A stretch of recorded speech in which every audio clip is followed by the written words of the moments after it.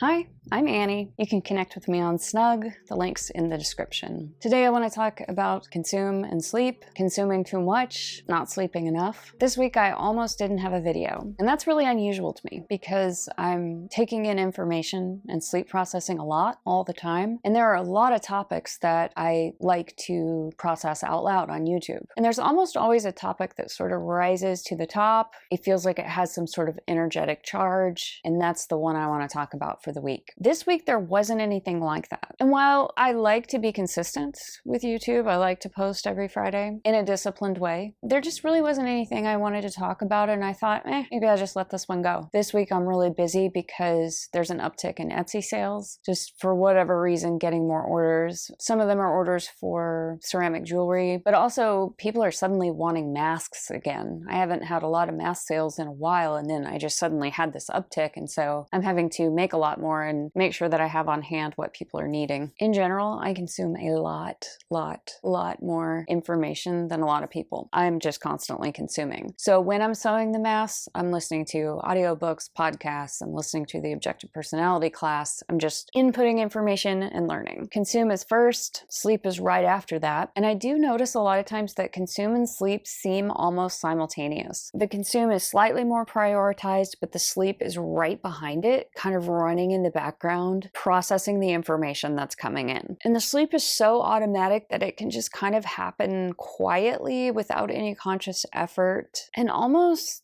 subconsciously. I think some of it's happening subconsciously and a little bit of it's conscious. On my walk this morning, I was wondering, why isn't there anything that I want to make a video about? Because there almost always is. I mean, ideas are endless. I never have any problem coming up with an idea. There's just nothing had any energetic charge. There's nothing super inspiring. Why is that? What's different? And I realized that I really have been over consuming. Like the consume has just been so big and so constant that there hasn't been as much time to sleep process. I mean, some of it's happening automatically, but what I realized that I haven't had in the last few weeks, and actually a lot less in 2020, is these blocks of just pure sleep processing where I'm not really consuming at all. It's just completely devoted to sleep processing. The reason that I haven't had that as much is because on my morning walks, I've gotten into a habit of listening to the news or listening to podcasts or audiobooks while I'm walking, where in the past I would listen to nothing, or I would listen to a kind of a trancey kind of brainwave music that's designed to facilitate like an alpha brainwave state that gets me into this sort of like dreamy sleep processing kind of mindset. And it's interesting because today on my walk, that is exactly what I was listening to, and I think that's why I just started turning over and over in my mind my known information, and I started thinking about,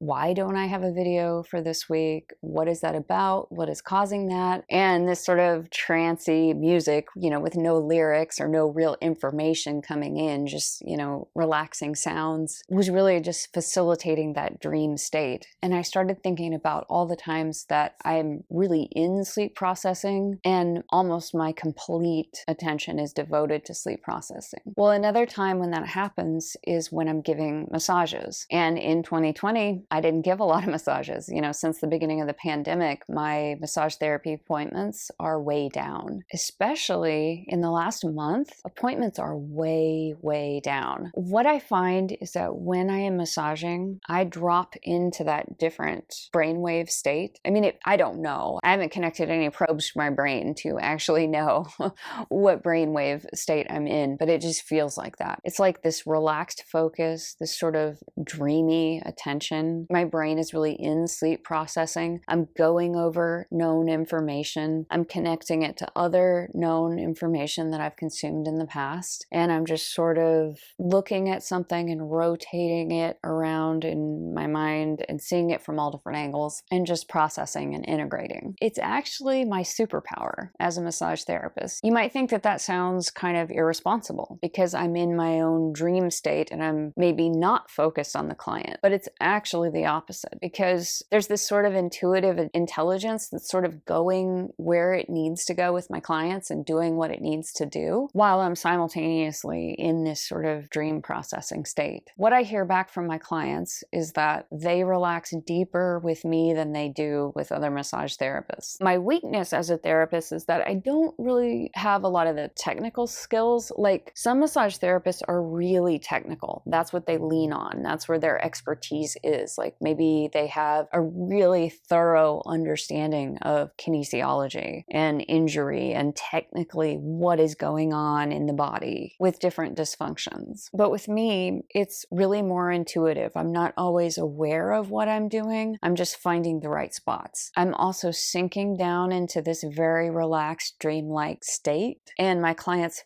follow me there. So my ability to relax deeply facilitates the client's relaxation. And so they say things to me like, wow, you're finding all the spots. How do you do that? How are you going exactly to the spot that needs the attention? And they also say, I relax more with you than I have with any other massage therapist. And I think it's because I'm going into this different state. So what I'm doing is sleep processing. And during my first year of massage therapy, I didn't know what objective personality was. I didn't know what sleep processing was. I knew I was introspective. I guess that's what I would have called it. But during these hours and hours of massage therapy each day, I was thinking, this is amazing. I can't believe I'm paid for this, because I was just really relaxed and sleep processing. It's amazing. You know, you discover things, you integrate, you understand. It's restorative. I just love, love, love sleep processing. It's one of my addictions because it's a savior. So I haven't gotten as much of that this year. And this week especially, I've just been over-consuming, not taking enough time to sleep process. And just the natural coincidence that I haven't had as many massages lately means that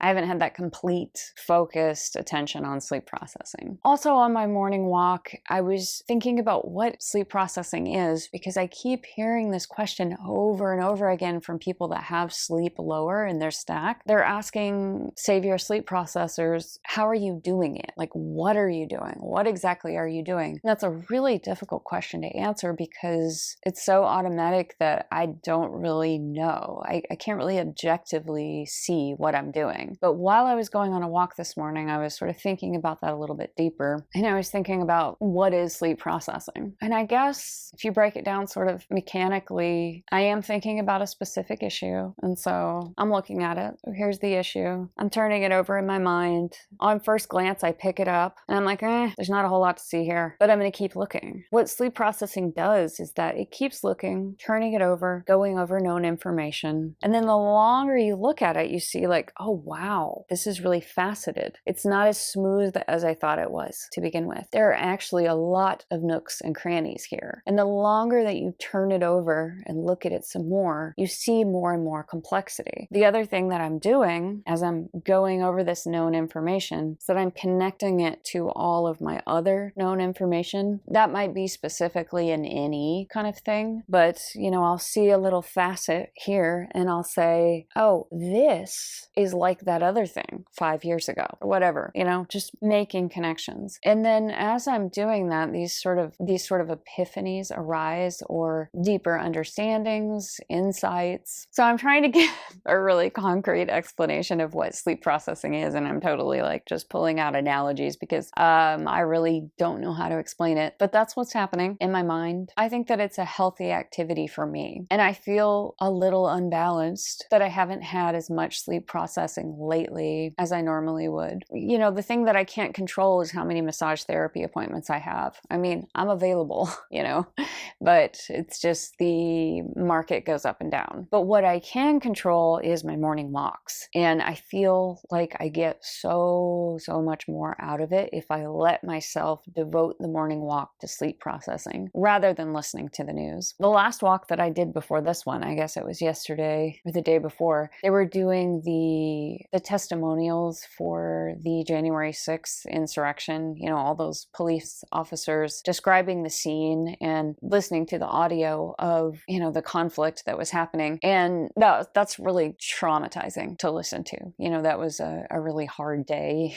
And yeah, that was the last thing that I listened to. And I don't want to ignore that part of history that happened. I listened to it live as it was happening on January 6th, and it was pretty traumatizing and shocking. I think for my morning walks, that's probably not the healthiest thing to listen to. I think it's so much better for me to allow myself to go into sleep processing completely, you know, without any consumption at all. So I'll save the the news for maybe a different time during the day. I've also noticed in 2020 that I like to just hear the report of the news once. I don't want to hear the stories repeat over and over again because yeah, I'm sure you're aware, it's been a traumatizing year. Anyway, that's what I was thinking about on my morning walk, and that's really all I have to say about that.